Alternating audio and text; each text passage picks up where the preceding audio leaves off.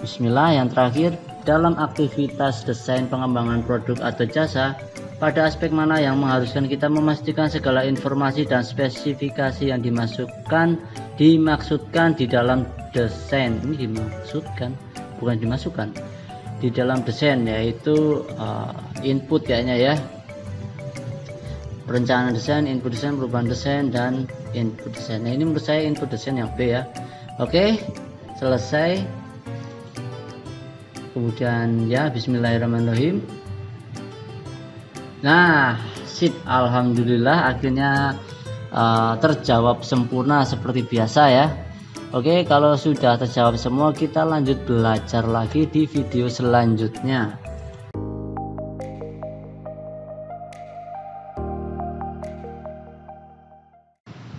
Assalamualaikum warahmatullahi wabarakatuh. Selamat datang di channel Pejuang Karyawan lagi.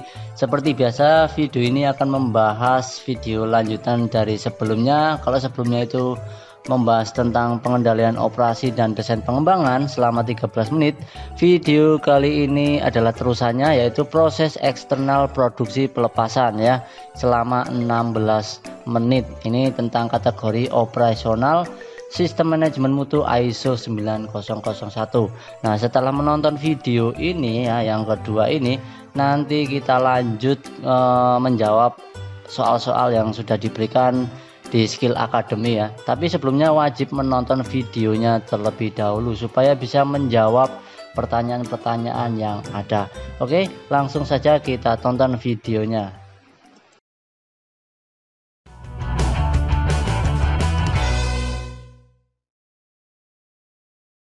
Halo, di video sebelumnya kita sudah belajar tentang klausul 8.1, 8.2, dan 8.3, yaitu pengendalian operasi, persyaratan, dan desain pengembangan produk atau jasa. Di video kali ini, kita akan belajar tentang proses-proses lanjutan yang ada di dalam pengendalian operasional dalam ISO 9001, yaitu klausul 8.4 tentang proses eksternal, 8.5 tentang penyediaan produk dan jasa, 8.6 tentang pelepasan produk dan jasa, dan 8.7 tentang pengendalian produk atau jasa yang tidak sesuai. Pastikan kamu memahami dengan baik informasi yang akan saya sampaikan, sebab ini sangat penting sekali untuk kita bisa memahami proses vital yang ada di dalam suatu industri. Jika kamu memahami konten klausul 8, saya bisa bilang kamu sudah menguasai sekitar 60% dari keseluruhan aspek vital yang ada di dalam standar ISO 9001. Oke, yuk langsung saja simak pembahasannya selengkapnya. Nah, sekarang kita masuk ke sub klausul 8.4, yakni pengendalian proses produk dan jasa yang disediakan eksternal. Kalau kamu pernah mendengar istilah subkontraktor, vendor, atau supplier, itu adalah pihak-pihak eksternal yang mendukung kegiatan operasional yang ada di dalam suatu perusahaan. Namun, seperti apa sih konsep proses produksinya? Kenapa mesti diatur di dalam subklausul khusus di dalam ISO 9001? Hal yang menjadi krusial di dalam proses eksternal adalah kepastian output yang dihasilkan. Sebab pihak-pihak yang tadi disebut, yaitu kontraktor, vendor, dan supplier adalah perusahaan lain yang ada di luar lingkup wewenang perusahaan kita. Sehingga kita tidak bisa secara langsung memberikan tindakan atau konsekuensi terhadap ketidaksesuaian yang dihasilkan oleh mereka. Maka kita harus memastikan adanya pengendalian proses yang dilakukan oleh pihak ketiga tersebut. Oke, daripada bingung, kita langsung masuk saja ke jenis-jenis proses yang dilakukan oleh pihak eksternal tersebut. Kamu bisa lihat gambar ini. Di sini ada 4 jenis kerjasama yang dilakukan oleh eksternal. Pertama, proses eksternal dilakukan secara terpisah dengan proses internal perusahaan kita. Kemudian dipadukan menjadi produk akhir. Proses kedua adalah proses eksternal langsung menjadi produk. Kemudian masuk ke perusahaan kita dan kita langsung menjualnya. Bentuk hubungan yang ketiga adalah produk atau jasa diproduksi oleh perusahaan eksternal, namun langsung kita klaim menjadi produk perusahaan kita. Dan yang terakhir adalah bentuk yang paling umum kita temui di berbagai jenis industri. Proses eksternal dilakukan sebagai pelengkap di dalam rantai proses internal, kemudian dipadukan dan menjadi produk. Dari keempat jenis proses hubungan kerjasama tersebut, tentu masing-masing memiliki konsekuensinya. Contohnya, cara mengendalikan proses eksternal di jenis hubungan nomor 3 akan sangat jauh berbeda dengan hubungan nomor 4. Sebab, hubungan di nomor 3, perusahaan memiliki wewenang yang lebih besar daripada pihak eksternal. Karena seluruh produk yang dihasilkan oleh perusahaan eksternal akan langsung diklaim sebagai produk perusahaan kita. Sedangkan di dalam bentuk hubungan nomor 4, proses eksternal dilakukan dalam rangka melengkapi rantai proses internal. Biasanya, aktivitas eksternal di proses nomor 4 ini dilakukan untuk memproduksi bagian kecil dari produk atau jasa sebelum proses akhir produksi dilakukan. Contoh dari bentuk hubungan nomor 3, misalnya perusahaan sepatu bermerek internasional seperti Adidas, Nike, atau New Balance. Ternyata sepatu-sepatu tersebut diproduksi di negara-negara Asia Tenggara loh. Namun perusahaan yang memproduksi sepatu tersebut bukan sepenuhnya perusahaan milik Adidas, Nike, atau New Balance, melainkan perusahaan lokal yang hanya fokus memproduksi sepatu. Namun, setelah sepatu selesai diproduksi, maka semuanya akan diklaim sebagai produk dari brand ternama tersebut, dan perusahaan produsen tidak boleh memasarkannya langsung. Kemudian, kamu mungkin bertanya tentang bagaimana cara mengendalikannya. Oke, setidaknya ada 3 aktivitas yang harus kita lakukan dalam mengendalikan proses produksi secara eksternal. Yang pertama adalah seleksi. Tahapan ini diperlukan untuk melakukan seleksi dari seluruh calon pihak ketiga yang akan bekerja sama dengan perusahaan kita. Kita perlu menetapkan kriteria apa saja yang harus dimiliki oleh pihak ketiga tersebut. Contohnya, seleksi berdasarkan kapasitas produksi dan legalitas perusahaan. Tentu kita memiliki harapan tersendiri terhadap pihak ketiga tersebut untuk memenuhi kualitas produk yang kita harapkan. Jika kapasitas atau kualitas produksi mereka tidak dapat memenuhi permintaan kita, maka kita harus mencari pihak ketiga yang lain yang sesuai dengan kriteria yang kita tentukan. Selain itu, kita juga ingin perusahaan yang bekerja sama dengan perusahaan kita adalah perusahaan yang legal dan patuh dengan hukum, sehingga kita tidak akan mendapati masalah di kemudian hari. Biasanya, proses seleksi pihak ketiga disebut dengan tender, di mana berlangsung proses penilaian atau fit and proper test bagi calon penyedia eksternal. Oleh karena itu, sebelum kita melakukan seleksi pihak ketiga, kita harus mengkomunikasikan beberapa informasi berikut. Antara lain yang pertama, proses atau produk dan jasa yang akan diproduksi, kompetensi atau kualifikasi yang diperlukan dari personil pihak ketiga, kemudian peraturan dan persyaratan yang harus dipatuhi. Aktivitas pengendalian proses eksternal yang kedua adalah monitoring. Setelah didapatkannya pihak ketiga yang memenuhi persyaratan, maka pihak ketiga baik itu subkontraktor, vendor, atau supplier telah memulai kerjasama dengan perusahaan kita. Walaupun mereka sudah lolos seleksi, kita tetap perlu untuk melakukan pemantauan dari aktivitas kerja yang mereka lakukan untuk memastikan kesesuaian hasil yang kita harapkan. Umumnya, kita mengevaluasi dari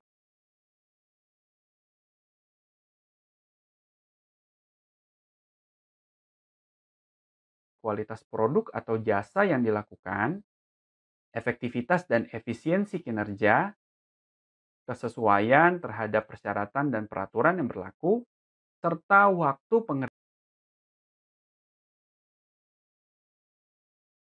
pengerjaan yang telah disepakati. Kita dapat menambahkan kriteria apapun sesuai dengan kebutuhan proses produksi, produk, dan jasa yang kita miliki. Aktivitas yang terakhir adalah evaluasi. Setelah kita melakukan pemantauan kinerja, kita akan mengetahui apakah pihak ketiga tersebut memenuhi harapan kita atau tidak. Sehingga di akhir masa kontrak, kita akan memutuskan apakah kerjasama kita dengan mereka akan dilanjutkan atau tidak. Oke, itu tadi tentang subklausul 8.4, yakni pengendalian proses produk dan jasa yang disediakan eksternal. Sekarang kita akan masuk ke subklausul 8.5 tentang produksi dan penyediaan jasa. Di dalamnya kita akan membahas 4 aspek. Yang pertama adalah pengendalian produksi, kedua identifikasi dan ketertelusuran, ketiga kekayaan milik pelanggan, dan keempat preservasi. Baik, kita akan bahas satu persatu. Yang pertama, pengendalian produksi. Sebetulnya, hal ini hanya fokus pada bagaimana kita memastikan proses produksi dan penyediaan jasa terkendali yang mencakup bagaimana seluruh standar persyaratan dan spesifikasi terpenuhi dalam proses produksi. Misalkan, dalam produksi biskuit PT XYZ, kita harus memperhatikan kondisi mesin produksi. Bisa itu tentang kondisi oli, bahan bakar, kebersihan, dan kelistrikan. Atau misalkan dalam penyediaan jasa perhotelan, kita harus memperhatikan bagaimana personil resepsionis memiliki keramahan dalam berkomunikasi dengan pelanggan. Yang kedua adalah identifikasi dan ketertelusuran. Hal ini menjadi sangat penting untuk memastikan identitas produk atau jasa yang diterima oleh pelanggan. Sebab saat terjadi ketidaksesuaian produk atau jasa, kita akan mudah mengidentifikasi proses mana yang menghasilkan ketidaksesuaian tersebut. Jika kita tidak memiliki ketertelusuran, akan sulit mencari akar masalah atau melacak bagian mana yang bermasalah. Implementasinya, biasanya setiap produk memiliki nomor seri yang menerangkan tentang waktu produksi, material, atau kelompok produksi, dan keterangan lainnya. Aktivitas yang ketiga adalah penjagaan kekayaan milik pelanggan. Contoh sederhananya adalah di sektor bisnis pakaian atau garment.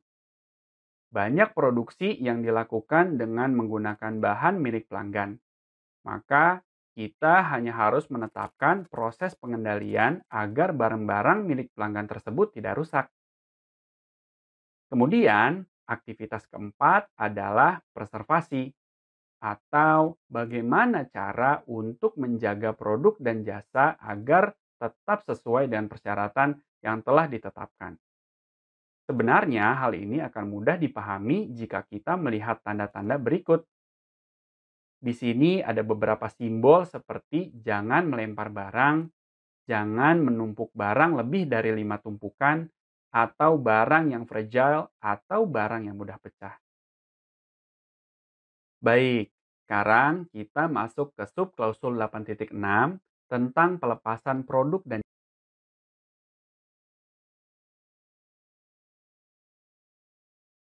jasa.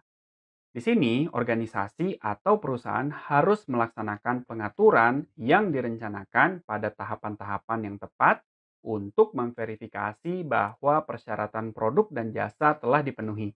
Agak bingung ya? Baik, itu tadi bahasa dalam standar. Untuk lebih mudah memahaminya, proses ini biasanya ditandai dengan aktivitas quality control atau pemantauan serta pengendalian terhadap terpenuhinya persyaratan kualitas produk atau jasa. Misalkan produk biskuit dari PT XYZ harus melalui proses pemeriksaan kualitas terlebih dahulu sebelum produk tersebut didistribusikan ke pelanggan. Kenapa? Karena kita harus mengidentifikasi dan memisahkan produk yang tidak sesuai dengan spesifikasi yang dipersyaratkan. Dan akhirnya kita masuk ke subklausul terakhir dari klausul 8, yakni subklausul 8.7 tentang pengendalian output yang tidak sesuai.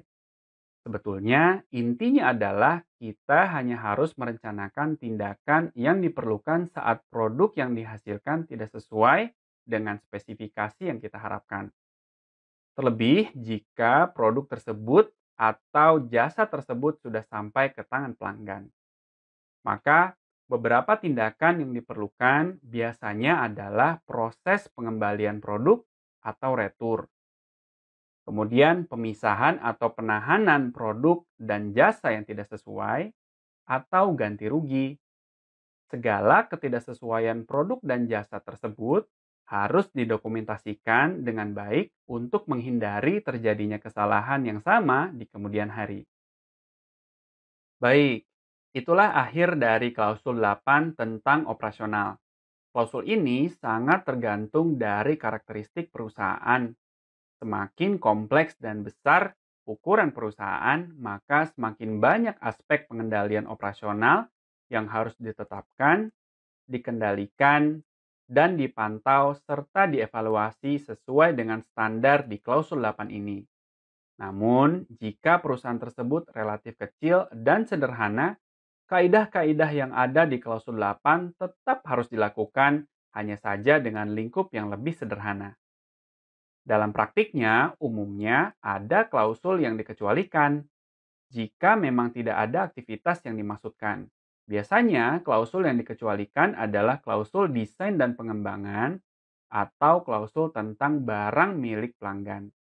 Sebab tidak semua perusahaan memiliki proses desain dan pengembangan dan tidak semua perusahaan memiliki proses yang melibatkan barang milik pelanggan. Di video selanjutnya, kita akan membahas klausul 9 yaitu evaluasi kinerja. Untuk kamu ketahui, klausul 7 dan 8 ada di dalam fase do dalam siklus PDCA. Tapi di klausul 9, kita akan masuk ke fase cek. Maka pastikan kamu mengerti apa yang kita bahas sampai sekarang sebelum kamu masuk ke fase cek atau klausul 9. Sampai ketemu di video selanjutnya.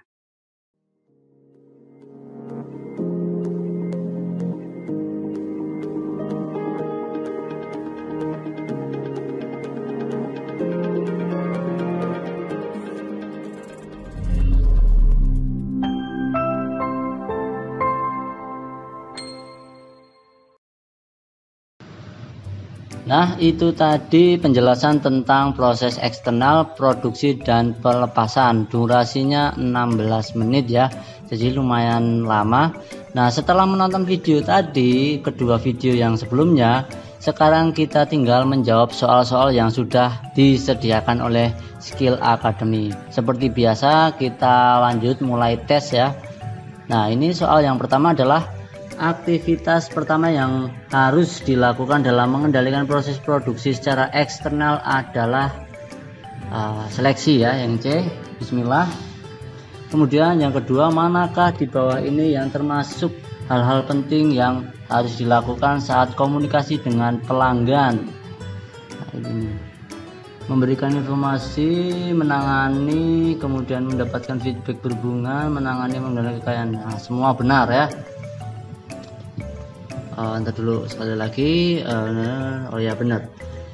Bismillah. Manakah di bawah ini yang merupakan tindakan yang perlu dilakukan saat produk tidak sesuai dengan spesifikasi? Proses pengembalian produk atau retur, pemisahan atau penahanan produk dan jasa yang tidak sesuai, ganti rugi. Ya, ini ada 3 benar ya. A, B, C benar. Jadi D ya. Selanjutnya, manakah di bawah ini yang merupakan pihak-pihak eksternal yang mendukung kegiatan operasional di suatu perusahaan? Subkontraktor, vendor, dan supplier. Berarti jawabannya A, B, dan C ya. D ini.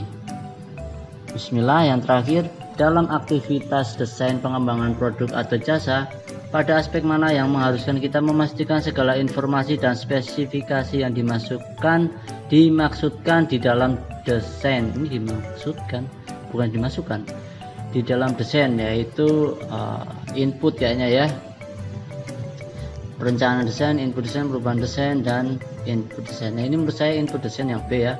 Oke, selesai. Kemudian ya, bismillahirrahmanirrahim. Nah, sip, alhamdulillah akhirnya terjawab sempurna seperti biasa ya. Oke, kalau sudah terjawab semua, kita lanjut belajar lagi di video selanjutnya. Nah, ini video tentang evaluasi kinerja, saya lanjutkan ke part 12 ya. Soalnya kalau disambung ke video ini bakal lama. Jadi tonton terus di Pejuang Karyawan. Jangan lupa subscribe dan like-nya supaya kalian mendapatkan update terbaru dari video saya. Oke, terima kasih. Wassalamualaikum warahmatullahi wabarakatuh.